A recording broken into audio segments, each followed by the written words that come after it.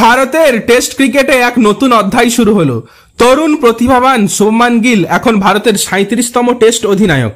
কিন্তু জানেন কি এর আগে কাদের কাদের কাঁধে এই গর্বিত দায়িত্ব উঠেছে? আজকের ভিডিওতে আমরা জানবো ভারতের প্রথম থেকে শুরু করে বর্তমান পর্যন্ত টেস্ট অধিনায়কদের তালিকা। চলুন শুরু করা যাক। ভারত প্রথম টেস্ট ম্যাচ খেলে 1932 সালে ইংল্যান্ডের বিরুদ্ধে। সেই ম্যাচে প্রথমবার টেস্ট দলের অধিনায়ক ছিলেন সিকে নাইডু। তারপর একে একে অধিনায়ক হয়েছেন অনেক কিংবদন্তি। চলুন দেখে নিই ধারাবাহিকভাবে।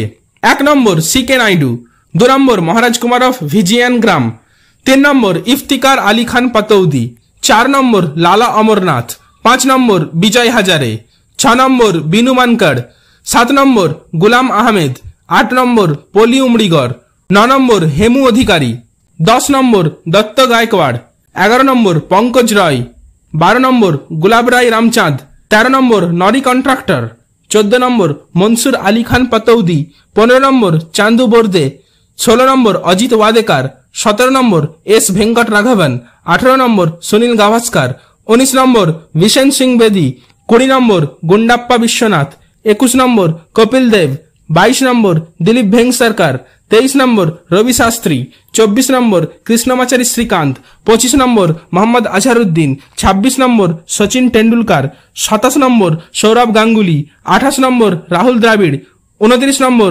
বীরেন্দ্র সেহবাগ, 30 নম্বর অনিল কুম্বলে, 31 নম্বর MS ধোনি, 32 নম্বর বিরাট কোহলি, 33 নম্বর অজিঙ্ক্য রাহানে, 34 নম্বর KL রাহুল, 35 নম্বর রোহিত শর্মা, 36 নম্বর জসপ্রীত বুমরাহ, আর 37তম অধিনায়ক হলেন শুভমান গিল। মাত্র কয়েক বছরের আন্তর্জাতিক কেরিয়ারে ব্যাট হাতে দারুণ ধারাবাহিকতা দেখিয়েছেন গিল। এবার সময় এলো দলকে নেতৃত্ব দেওয়ার। গিল কি পারবে কোহলি ধোনিদের উত্তরসূরি হিসেবে দায়িত্ব সামলাতে? আপনার কি মতামত কমেন্টে জানাতে ভুলবেন না।